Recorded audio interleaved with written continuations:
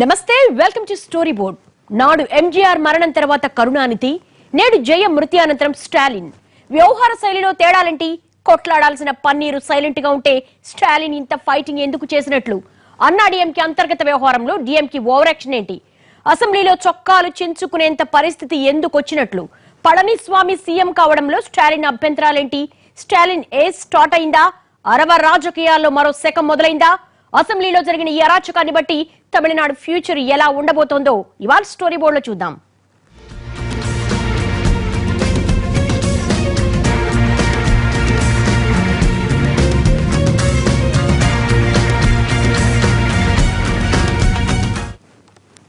తమిళనాడులో అసలేం జరుగుతోంది?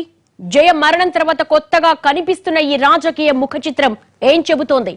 ఒక పార్టీ వ్యవహారం ఇంత రసాభాస కావడానికి, పళనిస్వామి పీఠమెక్కడానికి స్టాలిన్ కి సంబంధం ఏంటి? నిరసన దీక్షలు చేయాల్సిన పనేంటి? ఎవరి మధ్య గొడవ ఎక్కడికి దారి తీస్తోంది? దీన్ని ఎలా అర్థం చేసుకోవాలి?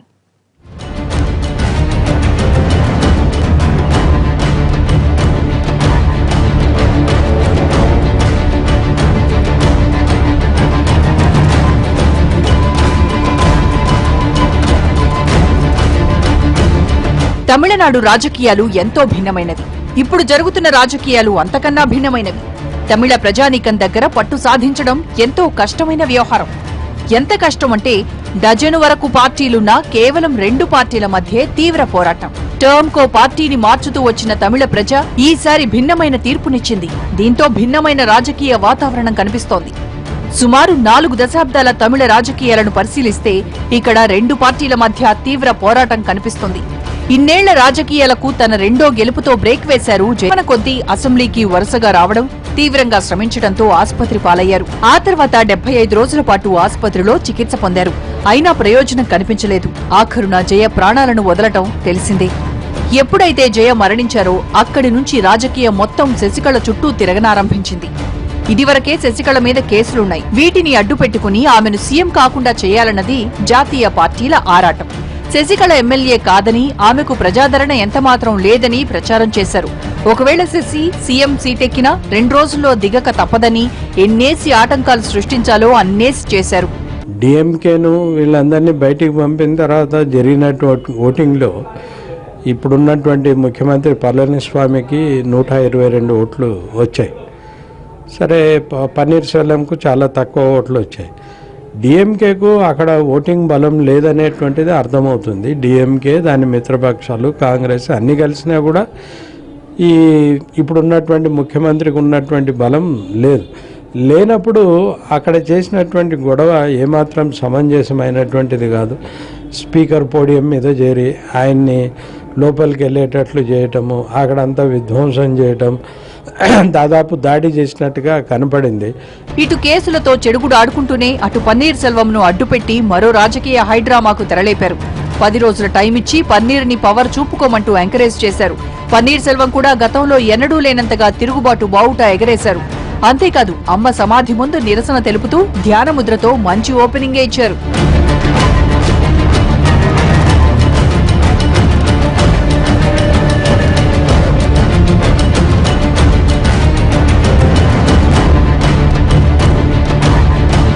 అప్పటి వరకు అమ్మ చెప్పింది చేయడం తప్ప మరేం చేత కాదని ముద్ర వేయించుకున్న పన్నీర్ సెల్వం తొలిసారిగా యాక్టివ్ పొలిటీషియన్ గా కనిపించేసరికి రసవత్తర రాజకీయానికి తెరలేచిందని భావించారందరూ.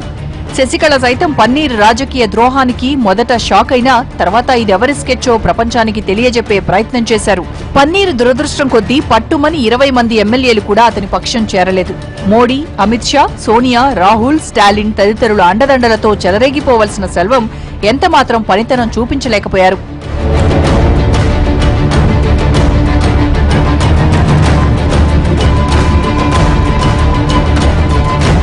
కేవలం అమ్మ అవకాశం ఇచ్చినప్పుడు మాత్రమే యాక్టింగ్ సీఎం కాగలిగిన పన్నీర్ యాక్టివ్ సీఎం కాలేక చతికిలపడ్డారు.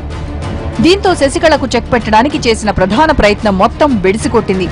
శశి తాను సీఎం కావడానికి అన్ని ఏర్పాట్లను చేసుకుంటే అందుకు గవర్నర్ నుంచి సరైన సహకారం అందలేదు. అంతేకాకుండా ఆమె రాజకీయ జీవితానికే చరమగీతం పాడేంతటి దుస్థితి. సహజంగా ఇలాంటి పరిస్థితుల్లో ఎవరైనా మానసికంగా తీవ్రంగా కుంగిపోతుంటారు. శశికళ ఎంత మాత్రం జంకలేదు. ఇలాంటి సంక్షోభాలను జయ వెనక నుంచి ఎన్నో చూసిన అనుభవం కొద్దీ తన పోరాటం ఆపలేదు. ఎమ్మెల్యేలను రిసార్టుకు తరలించి న్యాయ పోరాటానికి దిగారు. ఒక సమయంలో అటార్నీ జనరల్ నుంచి గవర్నర్ కి సూచనలు చేయించారు. కట్ చేస్తే శశికళకు వ్యతిరేకంగా సుప్రీం తీర్పు వెలువడ్డం, 3.5 ఏళ్లు ఆమె జైలు జీవితాన్ని గడపాల్సి రావడం దేశమంతా చూసిందే.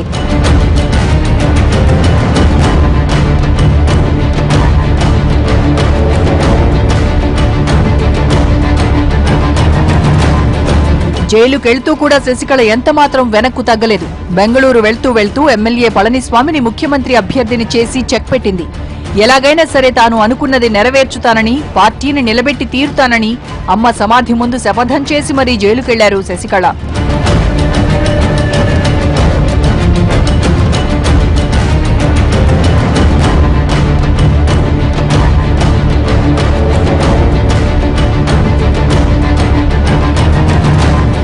సడన్ గా పళనిస్వామి పేరు తెరమీదకు రావడంతో శశికళ శత్రువర్గానికి ఏం చేయాలో అర్థం కాలేదు.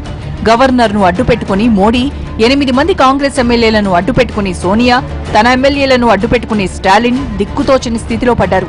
ఇక్కడితో తమ ప్రయత్నాలకు స్వస్తి చెప్పి పళనిస్వామికి దారి వదలాల్సింది. అలా చేయలేకపోయారు.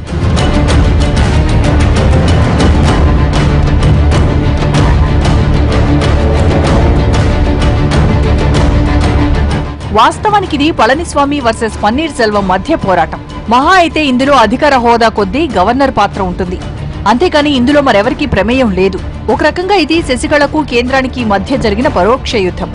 ఈ యుద్ధం శశికళ జైలుకు వెళ్లడంతో ముగియాల్సింది. ఏ సంబంధం లేని స్టాలిన్ రంగంలోకి దిగాడు. ఇది దేనికి సంకేతం? ఈ రాజకీయాలను ఎలా అర్థం చేసుకోవాలి అన్నది తమిళ ప్రజానీకాన్ని పట్టి పీడిస్తోంది.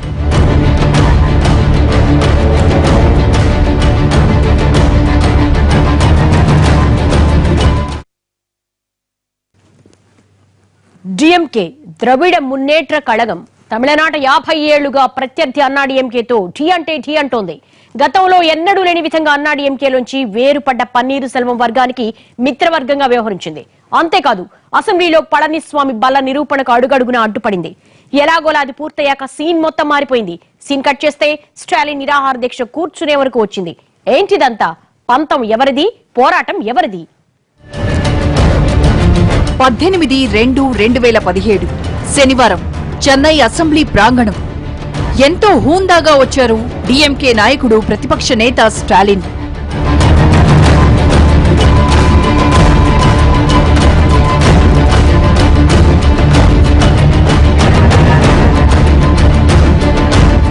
ఎవరూ గమనించలేదు కానీ అసెంబ్లీలోకి అడుగు పెట్టడానికి ముందే స్టాలిన్ చిన్న హింట్ ఇచ్చారు. తన వాహనాన్ని చెకింగ్ చేస్తున్న పోలీసులపై విరుచుకుపడుతూ కనిపించారు.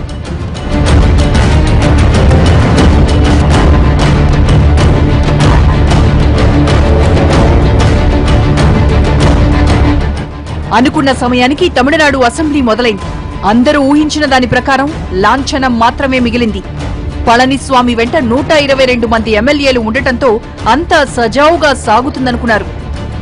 ఎప్పుడైతే బల నిరూపణ కార్యక్రమం మొదలైందో అక్కడి నుంచి మొదలైంది డిఎంకే అరాచకం.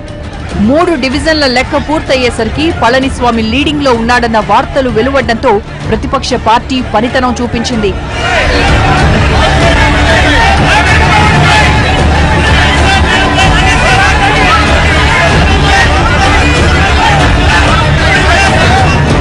డిఎంకే తన నిజ స్వరూపం బయటపెట్టింది.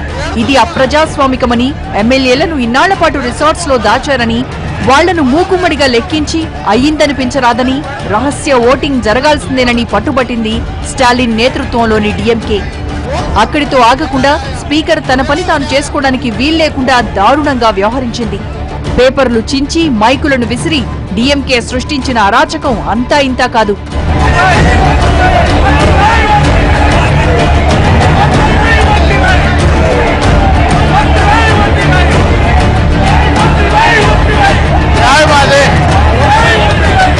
ఆ సీటులో కూర్చుని రసాభాస చేశారు. గత 30 ఏళ్ల నాటి వెకిలి చేష్టలను మరోమారు బయటపెట్టుకున్నారు.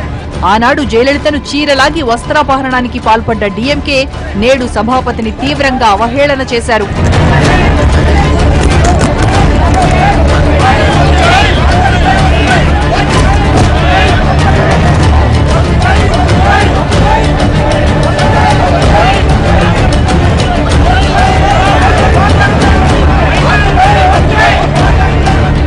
సభను వాయిదా వేసినా కూడా పరిస్థితుల్లో పెద్దగా మార్పు రాలేదు. స్టాలిన్ ని అతని వర్గాల్ని మార్షల్స్ బలవంతంగా బయటకు పంపాల్సొచ్చింది. ఎంతో శాంతియుతంగా అసెంబ్లీలోకి అడుగుపెట్టిన స్టాలిన్ చొక్కాలు చింపుకొని మరీ బయటకొచ్చారు. తానేదో ఘనకార్యం చేసినట్టు వాహనంలోకి ఎక్కిన వాడల్లా బయటకొచ్చి తన ప్రతాపం చూపాడు.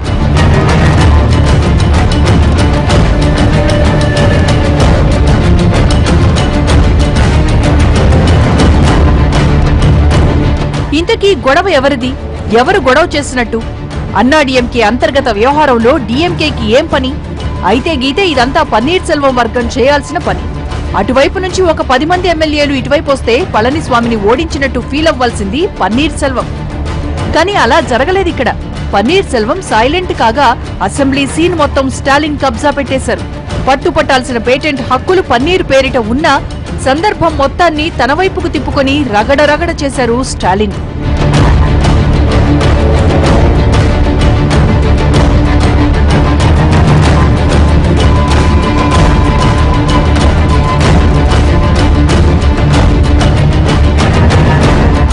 జయ మరణానంతరం ఎంతో హూందాగా వ్యవహరించినట్టు కనిపించిన స్టాలిన్ పళనిస్వామి బల నిరూపణ సందర్భంగా రచ్చరచ్చ చేసేశారు. బల నిరూపణకు ఇంకా 15 రోజులున్నాయి. అప్పుడే ఏం తొందర వచ్చిందని రహస్య ఓటింగ్ జరపాలంటూ ఆగమాగం చేసేశారు.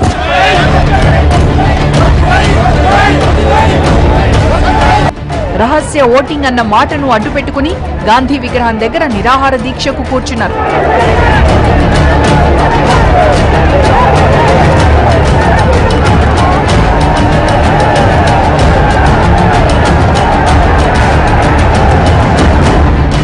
ఉదయం నుంచి సాయంత్రం వరకు జరిగిన సన్నివేశాల్లో డీఎంకే కేవలం ప్రేక్షక పాత్రకు పరిమితం కావాల్సింది. రాజ్యాంగ పరంగా అన్నా డీఎంకేకి కొన్ని హక్కులు సంక్రమిస్తాయి. వీటి ప్రకారం పార్టీ అసెంబ్లీలో చేయాల్సింది చేసి బయటపడడంతో వ్యవహారం ఇక్కడితో సద్దుమణిగినట్టే.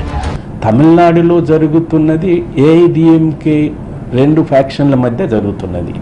అది డిఎంకేకి ఏమిటి? డిఎంకే ఎవరికైనా సపోర్ట్ చేయదలుచుకుంటే హాయిగా సపోర్ట్ చేయొచ్చు. కానీ ఇవాళ 15 రోజులు టైం ఇస్తే నువ్వు ఇవాళనే ఎందుకు పెట్టామని అడిగే శక్తి, అడిగే నైతికత వారికి లేదు. అంటే ఎంత దిగజారిన వ్యవహారమో ఇక్కడ అర్థమవుతుంది డిఎంకే తీరు. అది మోస్ట్ అన్యాక్సెప్టబుల్, ఇది కండెమబుల్. కానీ అలా జరగలేదు. స్టాలిన్ సంప్రదాయాలకు భిన్నంగా వ్యవహరించడం చర్చనీయాంశంగా మారింది. 30 ఏళ్ల క్రితం సరిగ్గా ఇలాంటి ఘటనే జరిగింది. అన్నాడీఎంకేలో జయ వర్సెస్ జానకి అంతర్గత పోరు జరుగుతుంటే కరుణానిధి ఏం జరుగుతుందో అబ్జర్వ్ చేశారు. ఎక్కడా తొందరపడలేదు. అప్పుడు 30 సీట్ల పార్టీ కావడంతో డీఎంకేకి అంతకన్నా మించిన స్కోప్ లేకపోయింది. ఇప్పుడు కాలం మారింది, తరం మారింది, నాయకుడు మారాడు, పార్టీ తీరుతెన్నులు కూడా మారిపోయాయి. సుమారు 90 సీట్లున్న పార్టీ కావడం, యువనాయకత్వం పవరేంటో చూపాలని భావించడం వెరసి తమిళనాడు అసెంబ్లీ రసాభాసగా మారిపోయింది. ఇప్పుడే ఇలా ఉంటే భవిష్యత్ ఇంకెలా ఉంటుందో చూడమన్న సంకేతాలను జారీ చేసింది.